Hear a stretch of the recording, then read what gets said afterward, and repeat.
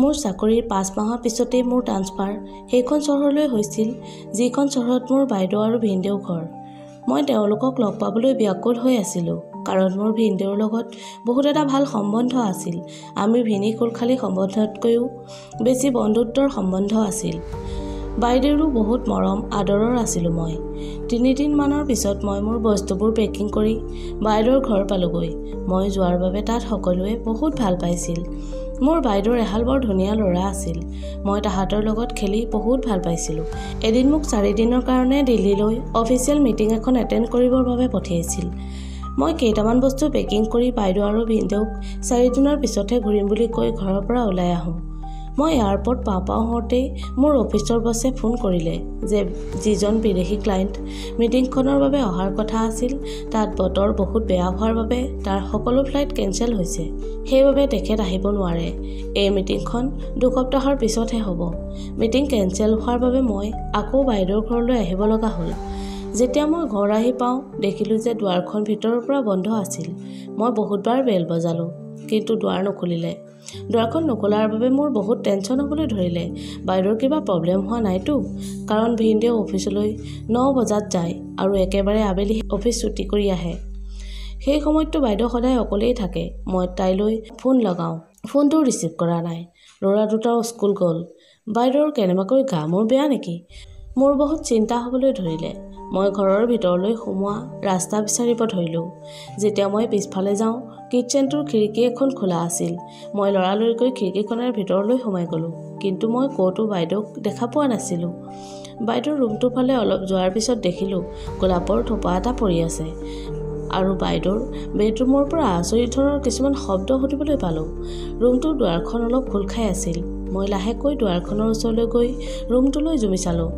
ৰুমটোৰ ভিতৰৰ যি দৃশ্য মই দেখিবলৈ পালোঁ, মই নিজৰ ওচৰতে বহুত লাজ অনুভৱ কৰিছিলোঁ, কাৰণ মই যিটো দৃশ্য দেখিছিলোঁ সেইটো দেখিব নালাগিছিল।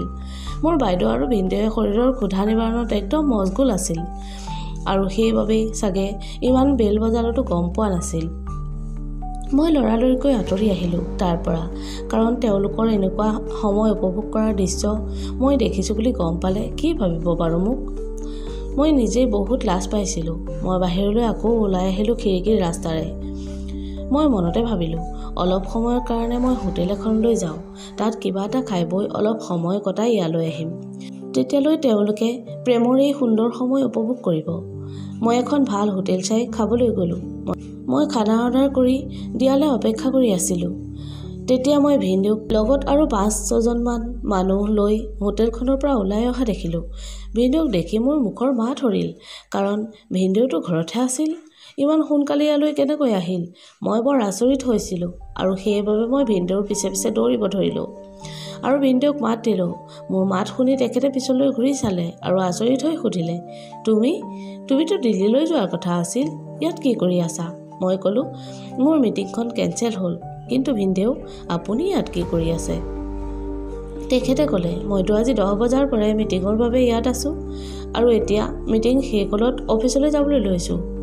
তেখেতে ক'লে, তোমাৰ যদি মিটিং কেঞ্চেল হ'ল, ঘৰলৈ নগৈ তুমি ইয়াত কি কৰি আছা? ঘৰৰ কথা ভিনদেউৰ মুখত শুনি বাইদেউৰ সেই দৃশ্যবোৰ মোৰ মনলৈ আহিব ধৰিলে। তাৰমানে মই বাইদেউৰ লগত সেই সময়ত সেই অৱস্থাত দেখা মানুহজন ভিনদেউ নাছিল, আন কোনোবাহে আছিল। তাৰমানে মোৰ বাইদেৱে ভিনদেউক বিশ্বাসঘাত কৰিছে। একেলগে বহুত প্ৰশ্ন মোৰ মন মগজত ঘূৰিব ধৰিলে। ভিনদেউৱে মোক জোকাৰি দিয়াতহে মোৰ জ্ঞান ঘূৰি আহিল। পাহি, কি চিন্তা কৰাত লাগিলা? মই সুধিছোঁ, তুমি ইয়াত কি কৰি আছা ঘৰলৈ নগৈ? মই বাৰু কি বুলি কওঁ যে ঘৰলৈ গৈছিলোঁ, তাত বাইদেউৰ প্ৰেমলীলা দেখি লাজত মই ইয়ালৈ সময় পাৰ কৰিবৰ বাবে আহিছোঁ। মই বুদ্ধি এটা কৰি ক'লোঁ, মোৰ ফ্ৰেণ্ড এজনী আহিব, তাইৰ বাবে অপেক্ষা কৰি আছোঁ। মোৰ কথা শুনি ভিনদেউৱে ক'লে, ঠিক আছে, ইয়াৰ বাবে ইমান চিন্তা কৰাৰ কি দৰকাৰ আছে?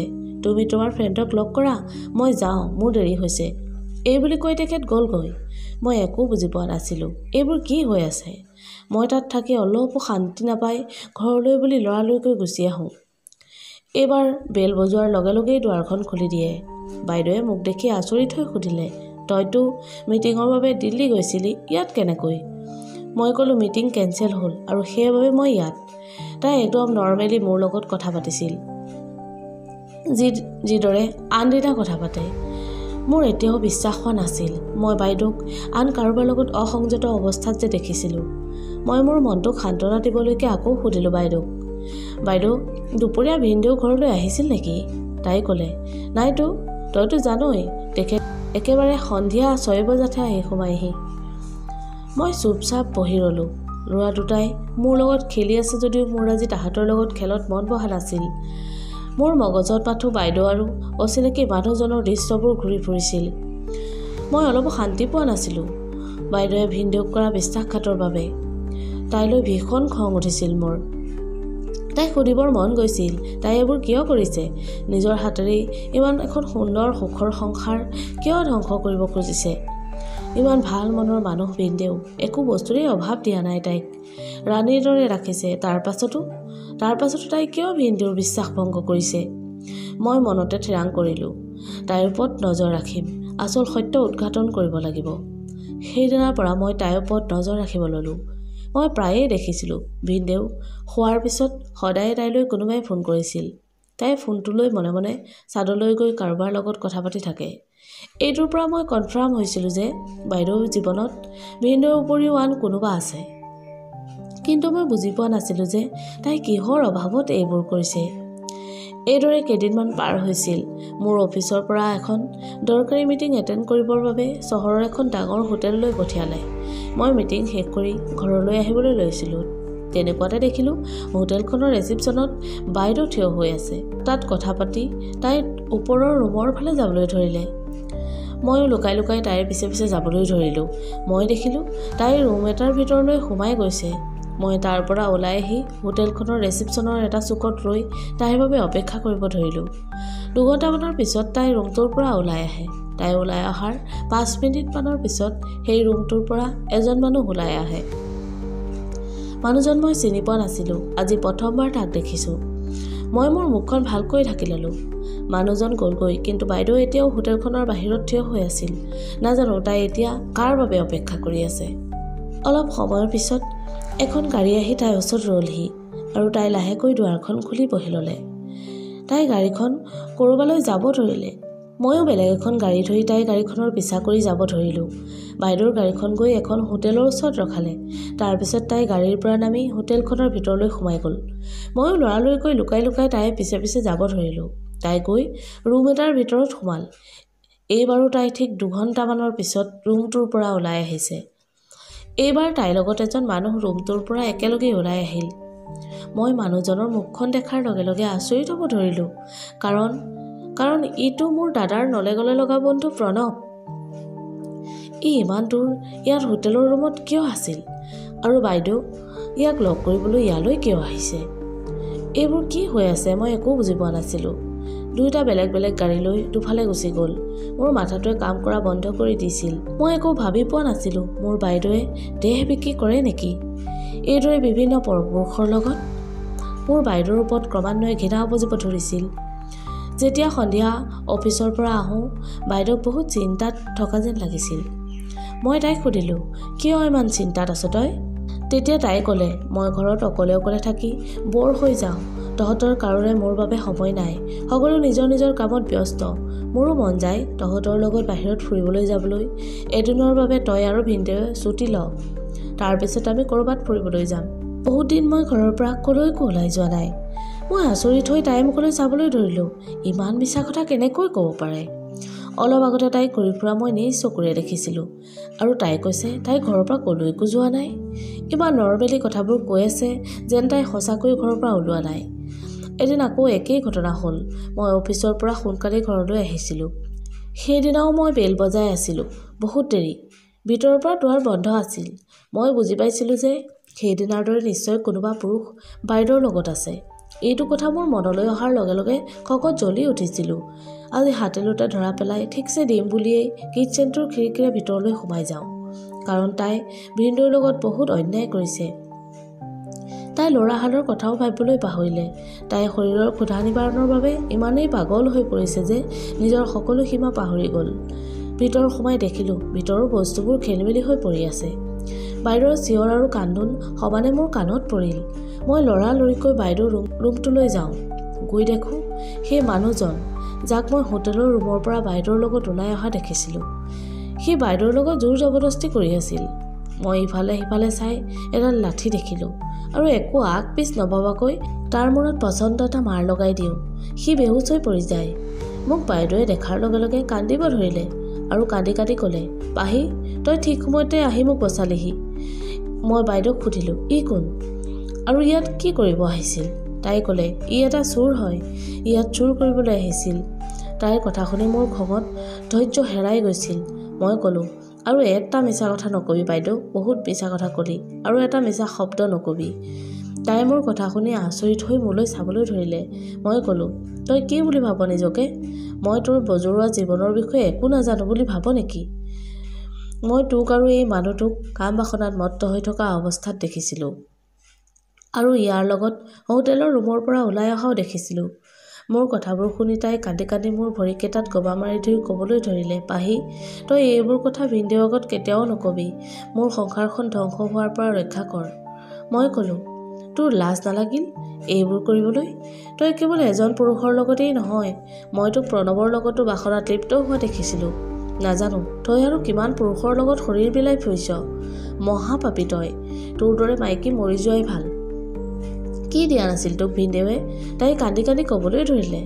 ঠিক কৈছ তই, মই মৰি যোৱাই ভাল। এই বুলি কৈ তাই আলমাৰিটোৰ পৰা পিষ্টলটো উলিয়াই নিজেই নিজৰ গুলিয়াবলৈতেই মই দৌৰি গৈ কাঢ়ি লওঁ পিষ্টলটো। মই এইবোৰ দেখি বহুত ভয় খাইছিলোঁ। তাইক কওঁ, যদি তই তোৰ কৰ্মত ইমানেই লাজ পাইছ, এইবোৰ কৰিছিলি কিয়? তেতিয়া বাইদেৱে ক'লে, এইবোৰ মই নিজে কৰা নাই, মোক ব্লেকমেইল কৰিছিল এই মানুহটোৱে। মই ক'লোঁ, ব্লেকমেইল কৰিছিল? কিন্তু কিয়? তেতিয়া তাই ক'লে, মই এইখন জালত বহুত বেয়াকৈ সোমাই গৈছোঁ, ইয়াৰ পৰা ওলোৱাটো ইমান সহজ নহয়। মোক কথা দে পাহি, তই মোক সহায় কৰিবি বুলি। মই তোক সকলো ক'ম আজি। মই আৰু বাইদেউ মিলি সেই মানুহজনক এখন চকীত বহুৱাই ভালদৰে হাত ভৰি বান্ধি দিলোঁ আৰু মুখত এখন কাপোৰ বান্ধি দিওঁ। তাৰপিছত বাইদেৱে ক'বলৈ ধৰিলে অতীতৰ অধ্যায়। তাই ক'লে, বিয়াৰ পিছত ভিনদেৱে মোক বহুত ভাল পাইছিল। তেওঁ নিজেই ডেট ঠিক কৰি বাহিৰত ফুৰাবলৈ নিছিল, খানা খুৱাইছিল, বোৰ সৰু বৰ সকলো কথাৰে ধ্যান ৰাখিছিল। কিন্তু ল'ৰাহাল হোৱাৰ পিছত সেই সকলোবোৰ পাহৰি গ'ল তেওঁ। মই বহুত বাৰ তেওঁক কৈছিলোঁ, যদিও তেওঁ এই বুলি মোৰ কথা তল পেলাইছিল যে এইবোৰ টকা পইচা ঘৰ গাড়ী মোৰ আৰু ল'ৰাহালৰ বাবেই তেওঁ ঘটিছে, আমাৰ বাবেই ৰাতিয়ে দিনে ইমান কষ্ট কৰিছে ইত্যাদি ইত্যাদি। পইচাই যে সকলো নহয় বহুতবাৰ তেওঁক বুজাবলৈ যত্ন কৰিলোঁ, অলপ সময়ো যে দিব লাগে, কিন্তু তেওঁ বুজিবলৈ প্ৰস্তুত নাছিল। তেনে সময়তে মাৰ গা বেয়া হ'ল। মোক কেইদিনমানৰ কাৰণে মায়ে মাতি পঠিয়ালে।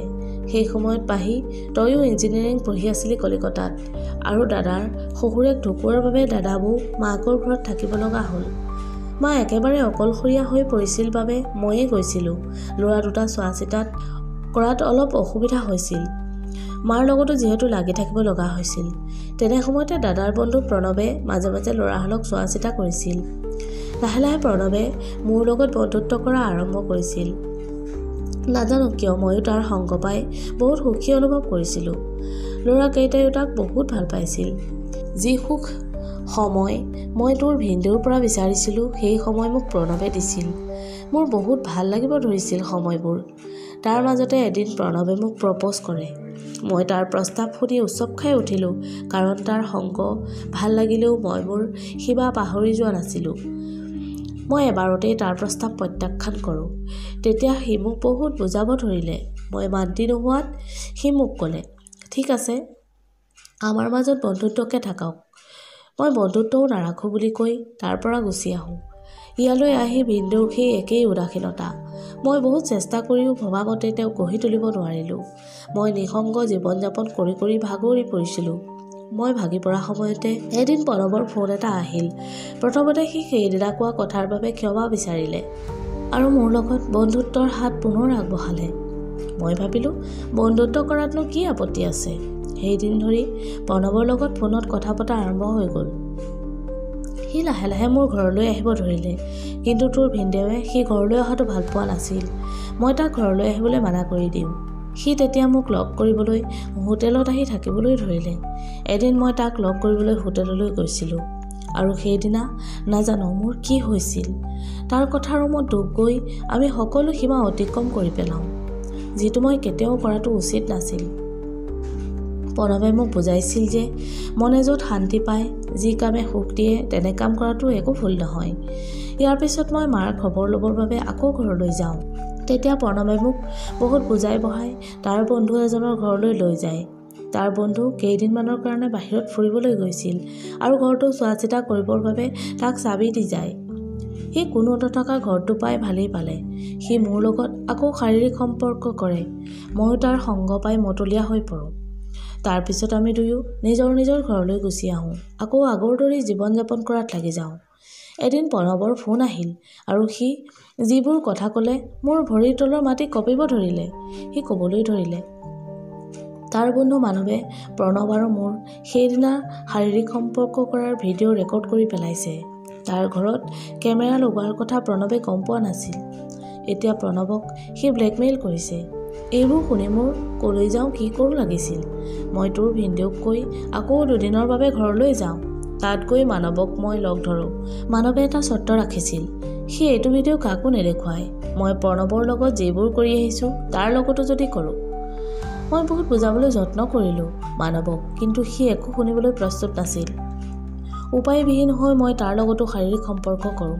মই ভাবিছিলোঁ ইয়াৰ পিছত সকলো ঠিক হৈ যাব, কিন্তু মানৱে মোক ভয় খুৱাই দম দি মোৰ ঘৰৰ এড্ৰেছ উলিয়াই ল'লে আৰু তাৰ পাছত সি মোৰ ঘৰলৈ আহিব ধৰিলে। তাৰ মন গ'লেই সি সেই সকলোবোৰ কৰিব ধৰিলে।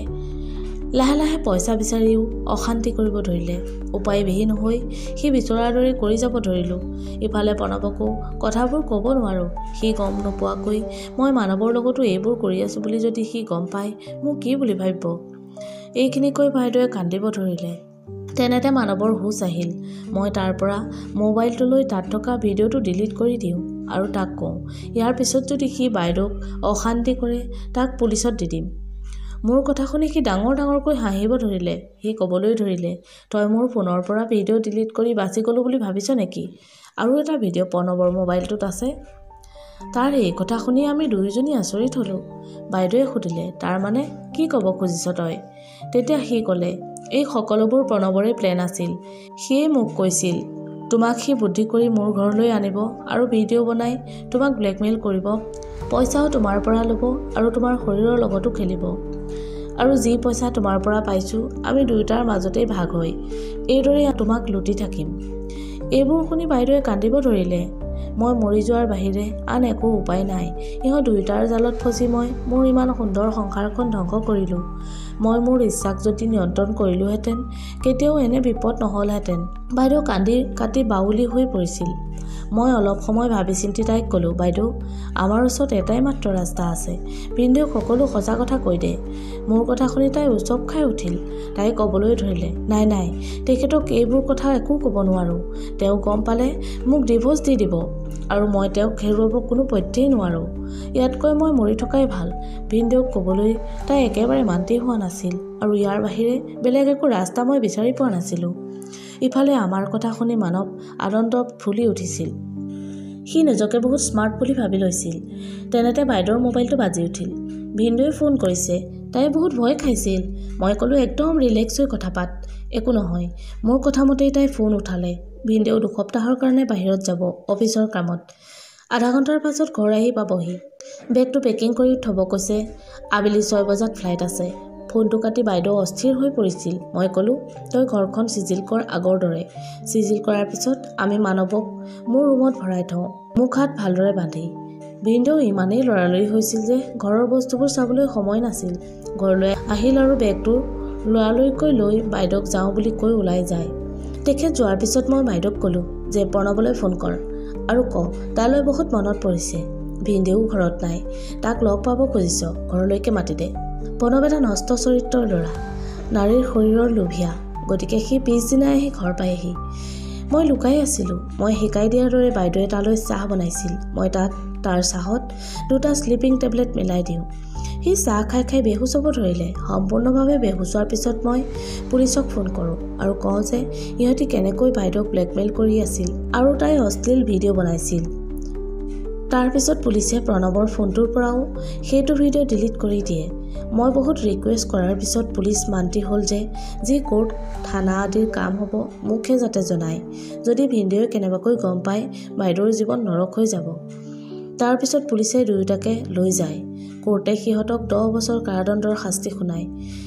যি য'ত কৰিব লাগে কোৰ্ট কাছাৰীৰ কাম ময়ে কৰি গৈছিলোঁ, যাতে ভিনদেউৱে এই বিষয়ে একো গম নাপাওক। বাইদেউ বহুত লজ্জিত আছিল। মই তাইক কওঁ, এতিয়াৰ পৰা যাতে ভিনদেউৰ বাহিৰে আন কাৰোৰে কথা নাভাবে। মুখেৰে নকলেও মই জানিছিলোঁ তাই মোক হৃদয়ৰ পৰা বহুত আশীৰ্বাদ দিছিল। নিজৰ স্বামীৰ সমান আপোন কোনো হ'ব নোৱাৰে। খন্তেকৰ সুখৰ বাবে কেতিয়াও নিজৰ বিচাৰ বুদ্ধি হেৰুৱাই পৰপুৰুষক আপোন কৰিব নালাগে। বন্ধু বান্ধৱীসকল, কাহিনীটো শুনি কেনেকুৱা পালে কমেণ্টত জনাব আৰু নতুন নতুন কাহিনী শুনিবলৈ চেনেলটো ছাবস্ক্ৰাইব কৰি দিব। ধন্যবাদ।